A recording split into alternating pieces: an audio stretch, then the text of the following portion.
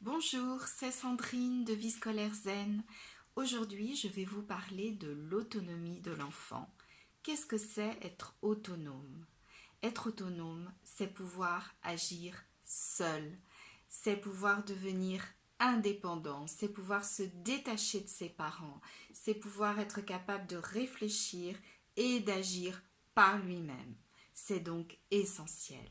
Donnez-lui cette possibilité de s'exercer, de jouer, d'agir dans un espace sécurisé et faites-lui confiance. Montrez-lui qu'il peut être fier de lui, de ce qu'il fait, de ce qu'il accomplit. Vous lui donnerez cette possibilité de s'estimer et d'acquérir de la confiance en lui, si essentielle à l'enfant. Alors, je vais vous donner 6 pistes pour développer cette autonomie. La première piste, c'est attribuer-lui des petites tâches.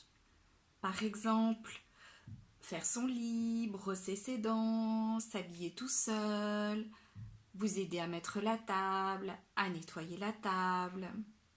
Ça, c'est la première piste. La deuxième, c'est lancer-lui des petits défis. Ce matin, tu attaches ton manteau tout seul. Après lui avoir montré, bien sûr. Ce soir, tu te serviras toi-même de l'eau avec la carafe. Tu pourras tout seul donner à manger au poisson rouge. Troisième piste pour développer cette autonomie, respecter son rythme. Bien évidemment, il est en train d'apprendre, de s'exercer.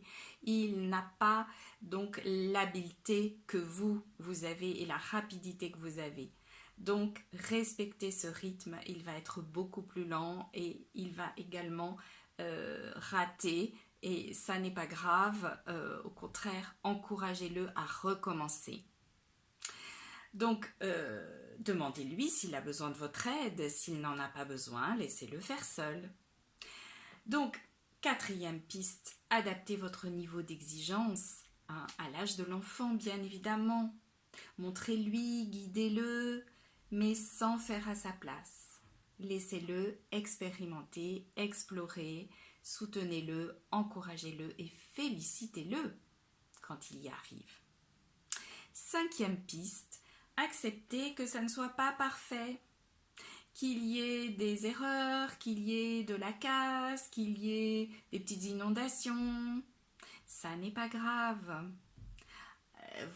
Encouragez-le à réparer avec vous, à ramasser ce qui est tombé par terre, à nettoyer ce qui est sali, etc.